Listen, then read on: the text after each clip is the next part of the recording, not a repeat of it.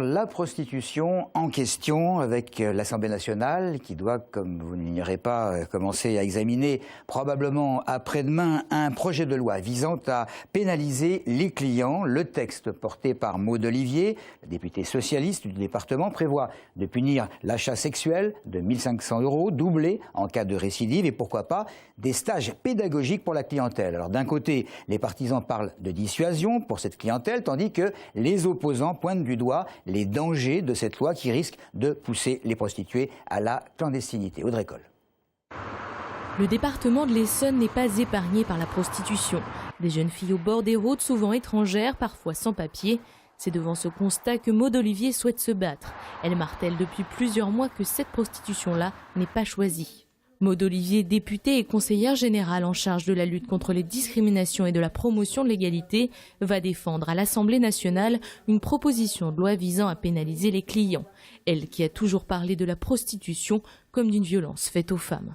C'est pour lutter contre l'idée reçue que c'est parce qu'elles le veulent bien, que c'est un métier, que c'est le plus vieux métier du monde, des choses qui banalisent complètement le fait que ce soit une violence.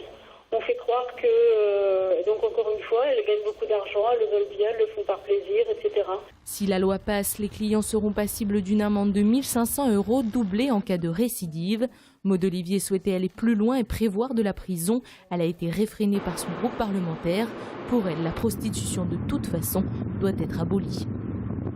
Autre député essonnien, Malik Bouti, qui ce matin sur France Info persiste et signe dans son désir de voir partir le chef du gouvernement. Jusqu'à preuve du contraire, c'est pas encore un roi. Donc on a quand même le droit dans les institutions de la Ve République de considérer qu'on peut changer des responsables qui n'ont pas été élus. C'est pas le président de la République. Il y a une sorte de confusion qui est en train de s'établir. Peut-être qu'il faut rappeler au Premier ministre qu'il est en place par la confiance des députés et que ce n'est pas lui qui est le président de la République. Donc institutionnellement, on peut et parfois on doit changer de Premier ministre, en tout cas avant qu'il soit trop tard. Et puis à propos de l'organisation ce soir à Paris d'un rassemblement contre le racisme, l'ancien président de SOS Racisme, justement, tout en appréciant le fait que les gens puissent réagir, estime également que la France est un pays, je cite, laïque, où les gens sont assez heureux de vivre ensemble. Fin de citation.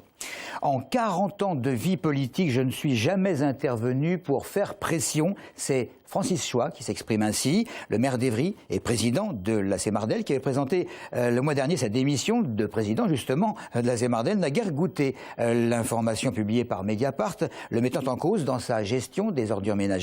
Le site se faisant l'écho de présumées accusations à ce sujet de Franck Marlin, le député maire d'Étampes, Franck Marlin affirmant de son côté que Francis Choix n'avait pas été mis en cause directement.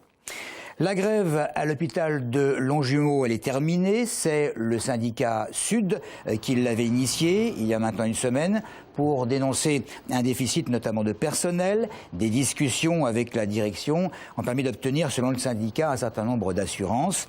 Le syndicat qui devrait statuer, en tout cas il le dit, en début de l'année sur l'éventualité ou non d'entamer de nouvelles actions.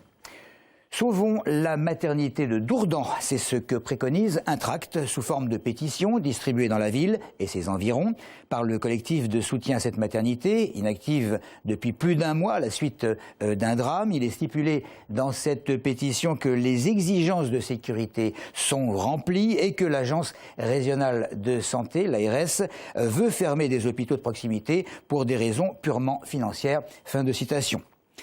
L'inauguration aujourd'hui de la crèche privée Babylou, c'est à Marcoussis, une structure qui permet d'accueillir des enfants à partir de 10 mois. Un grand espace et un beau jardin, établissement ouvert de 7h30 du matin à 19h et pas uniquement réservé aux enfants de la ville. Il faut savoir qu'il y avait déjà une crèche familiale qui emploie des assistantes maternelles ainsi qu'une halte garderie qui proposait des accueils ponctuels, mais il n'y avait rien de collectif sur une durée maximale de jours-semaines. Donc la crèche va permettre un accueil différent, pérenne sur toute l'année et à temps plein pour des familles, ainsi qu'un accueil également occasionnel qui pourra avoir lieu en complément de la halte garderie.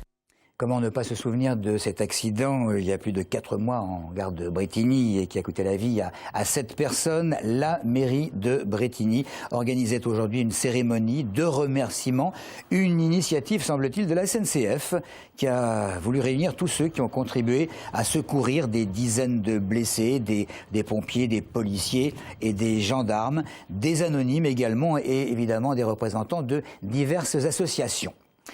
Un plan d'action contre le harcèlement scolaire pour briser la loi du silence, c'est ce que Vincent Peillon, le ministre de l'Éducation, a lancé hier face à des drames dont des centaines de milliers d'élèves souffrent. On parle d'ailleurs de presque 1 sur 10. Et puis fait nouveau, la cyberviolence s'est mise au diapason. Une équipe est allée demander à des adultes s'ils étaient vraiment conscients de l'ampleur de ce phénomène de harcèlement. Je pense qu'effectivement les générations nouvelles sont un peu plus indélicates et dures entre elles. C'est vrai que sur les réseaux sociaux, en fait, on se rend de plus en plus de compte de la méchanceté des gens. Actuellement, bon, les jeunes enfants sont soumis à des pressions, à du harcèlement plus que ma génération. Bon bah ça peut que se développer puisqu'aujourd'hui les enfants ont de plus en plus accès donc à Internet, à des tablettes, donc ils ont une connexion forcément au réseau, donc ils peuvent être harcelés. Il faut essayer de lutter contre ça. C'est grave, il faut faire très attention à ça. Il faut que les parents vérifient, contrôlent leurs enfants. Hein. Le respect déjà entre chacun, je pense que c'est une notion qu'on a tendance à oublier. C'est dû notamment aux réseaux sociaux type Facebook, type Twitter qui sont des machines à un peu à reproduire ça. Ça produit de la frustration, de la jalousie, c'est aussi un défouloir. C'est peut-être surtout aux parents d'agir avec les contrôles parentaux ou ce genre de choses pour effectivement surveiller un maximum les enfants.